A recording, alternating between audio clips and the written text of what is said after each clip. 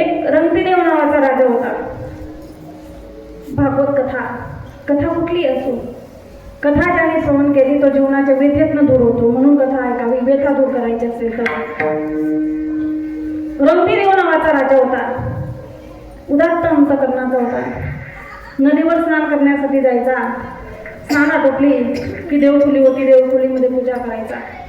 पूजा झाली की राजमहालामध्ये सिंहासन केलेलं होतं, एक विशिष्ट प्रकारचं आसन केलं होतं. त्या आसनावर राजा बसायचा आणि याचकांना दान धर्म करायचा, दान करायचा. दान, एवढा दानी तो राजा होता. आणि दान करत असताना जो येईल त्याला दान करायचा. पण लोकांची मागण्याची पोत बघा किती असते. ते याचकांच्या लाईनीमध्ये एक याचक होता. त्याने रंगदेवाला सांगितलं, म्हणजे राजेसाहेब तुम्ही उदार आहेत का? म्हणे हो उदार आहे. किती उदार आहे? अरे माझं उदारपणाचं महत्व, माझं उदारपणाचं वैभव मी काय सांगू? राजेसाहेब आज मी जे मागेल ते तुम्ही मला देणार का? म्हणे हो देईन. मग तुला काय मागायचंय? पण मागणारा हुशार होता. आधी संकल्प सोडून घेतला, पाणी आणलं, संकल्प सोडला. राजेसाहेब हे तुमचं वैभव, ही तुमची संपत्ती, हे तुमचं ऐश्वर्य, ही तुमची सत्ता, सगळं काही मला देऊन टाका म्हणे. बघा संकल्प सोडलेला होता. राजा म्हणे चालेल. क्षणाचा विचार न करता, कारण उदात्त अंतकरणाचा तो राजा होता. क्षणाचा विचार न करता उतरा आता सिंहासनावर. नाही, सिंहासन सुद्धा तुमचं नाही, उतरा आता खाली. राजाला उतरवलं. तुमच्या परिवारामध्ये कोण कोण आहे त्यांना बोलवा. राजाच्या परिवारामध्ये राजाची आई होती म्हातारी, राजाची पत्नी होती, मुलगा होता, मुलगी होती आणि राजा. असा 5 जणांचा परिवार राजाच्या समोर आला, त्या याचकाच्या समोर आला. फक्त स्त्रियांचं रक्षण होईल. राजवैभवाचे कपडे मुलाच्या आणि त्या राजाच्या अंगावरचे सुद्धा राजवैभवाचे कपडे काढून घेतले. पायामध्ये कोणाच्याही पायामध्ये चप्पल नको. जा म्हणे आता ही राजनगरी सोडून निघून जा. ज्याचं वैभव, ज्याची संपत्ती त्याला हाकलून दिलं. राजाने आपल्या परिवाराला घेतलं. परिवार सुद्धा काही बोलला नाही. बघा काय अंतकरण असेल त्यांचं, विशाल असं अंतकरण. निघाले, राजनगरी सोडून निघाले. 1 दिवस नाही, 2 दिवस नाही, 3 दिवस नाही, तो तब्बल 38 दिवसापर्यंत राजा आणि राजाचा परिवार तसाच चालत होता. पोरांनीही काही तक्रार केली नाही की आम्हाला भूक लागली असं. म्हाताऱ्या आईच्या पायामध्ये सुद्धा काटे टोचत होती, पोरांच्या पायामध्ये काटे टोचत होती. राजा तसाच काटे काढायचा आणि घेऊन जायचा आपल्या परिवाराला. आणि 49व्या दिवशी राजाचा तो परिवार जंगलामध्ये पोहोचलेला होता. एका झाडाखाली त्या परिवाराला बसवलं आणि त्या परिवाराला सांगितलं, म्हणे मला माफ करा, तुमचा सांभाळ करू शकत नाही, तुम्हाला काय अन्न आणून देत नाहीये, मला माहिती तुम्ही माझ्याकडून काही मागणार नाही, तुम्हाला अन्न आणून देणं हे माझं कर्तव्य आहे. तुम्ही इथे बसा, मी अन्नाचा शोध घेतो. 49व्या दिवशी राजा अन्नाच्या शोधामध्ये लावून गेला. काय त्या राजाचं नशीब, त्या राजाला पंचपक्वानाचं ताक सापडलं. बघा राजाने पटकन ते ताट हातामध्ये घेतलं. कधी माझ्या परिवाराला देईल, कधी माझ्या आईला देईल, माझ्या मुलांना देईल, माझ्या पत्नीला देईल, असं झालं होतं. राजा धावून सुटला आपल्या परिवाराकडे आणि हाकेच्या अंतरावर आपला परिवार घेईल. एवढ्यातच त्या राजासमोर 3 याचक येऊन उभे राहिले. 3 याचकांनी सांगितलं, रे थांब, आम्ही 3 दिवसापासून उपाशी, तुझ्या हातामध्ये जे अन्नाचं ताट आहे ना ते आम्हाला देऊन टाक. मला सांगा, राजा आणि राजाचा परिवार किती दिवसापासून उपाशी होता? 48 दिवसापासून उपाशी होता. आणि मागणारे याचं फक्त 3 दिवसापासून उपाशी होते. ते ताट आम्हाला नाही असं म्हटल्याबरोबर राजाने वरती आकाशाकडे पाहिलं आणि राजा धसा रडू लागला. हे सगळं राजाच्या परिवारामध्ये जी पोरगी होती ना ती धावत आली. बाबांचा हात पकडला. बाबा रडू नका बाबा, काय म्हणतात तुम्ही? मला गोष्ट इथे या ठिकाणी सांगायची. राजाच्या परिवारामध्ये राजाचा मुलगाही होता ना, पण धावत येऊन रडणारी कोण असते? मुलगी असते. मुलगा काही करत नाही असं माझं मत नाही हो. मुलगा म्हणजे वंशाचा दिवा, पण मुलगी म्हणजे वंशाची पंथी असं लोक का म्हणत नाही हो? का तिला अधिकार नाही? मला ही गोष्ट थोडी वाईट वाटते. का मुलींची हत्या करतात?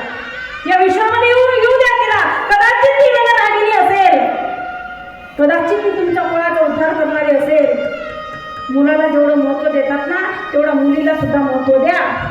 मुलगा जे करू शकतो ती मुलगी सुद्धा करू शकते. ती दोघी कुटुंबांचा सांभाळ करते. तिच्या जागेवर उभं राहून बघा आणि कल्पना करून बघा ती आपल्यासाठी काय करते. मग तुम्हाला कळेल मुलीचं महत्त्व. धावत येणारी ती पोरगी असते पोरगी. खरं तर बापाचा मुलीमध्ये खूप जीव असतो बरं. बापाचा मुलीमध्ये खूप जीव असतो आणि मुलीचा सुद्धा बापामध्ये तेवढाच जीव असतो. ज्यांना ज्यांना पोरी येत ना त्यांना माहिती आहे. तुम्हाला वाटतं मी आधी कीर्तनाच्या सुरुवातीला आईच्या कविता थोडं एक दोन ओवी म्हटल्या. आईचं वर्णन करणारे आईच्या कविता रचणारे पुष्कळ कवी आहेत. पण खंत वाटते बापाविषयी कविता लिहिणारे फार कमी येतो. का म्हणून बाप काय करत नाही का?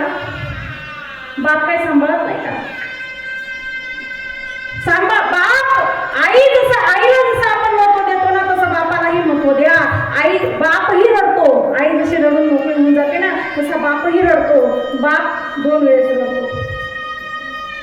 जेव्हा रात्र होते ना बाप आपल्या डोळ्याच्या असून दिसू देत नाही आपल्या परिवाराला. रात्र झाली की आपल्या डोक्याखाली उशी काढतो. संसाराचं वर्णन करतो.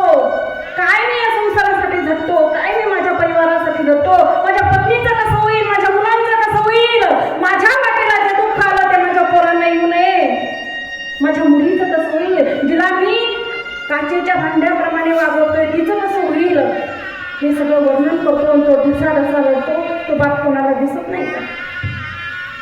ज्या दिवशी मुलीचं लग्न होतं त्या दिवशी तो बाप रडतो. रडू येतं त्याला. तो बाप पोरीच्या सासूच्यांना सांगतो लग्नामध्ये तुम्ही बापाकडे बघा, मुलीच्या बापाकडे बघा. त्याच्या पायामध्ये चप्पल घात नाही.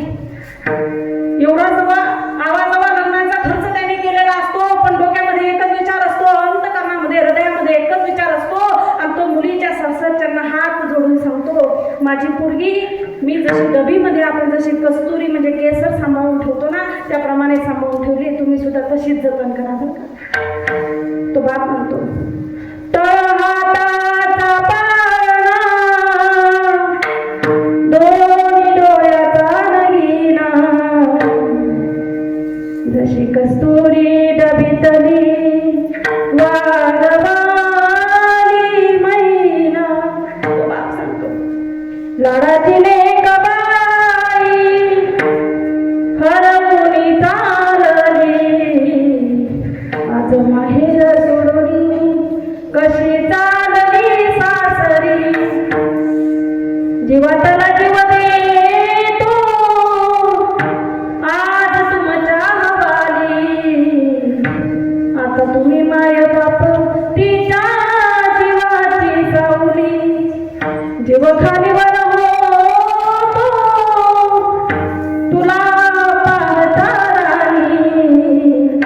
एका डोळ्यात आनंद एका डोळ्यातले पाणी. त्या बापाच्या एका डोळ्यामध्ये आनंद असतो आणि एका डोळ्यामध्ये पाणी असतो. तो बाप कोणाला दिसत नाही का?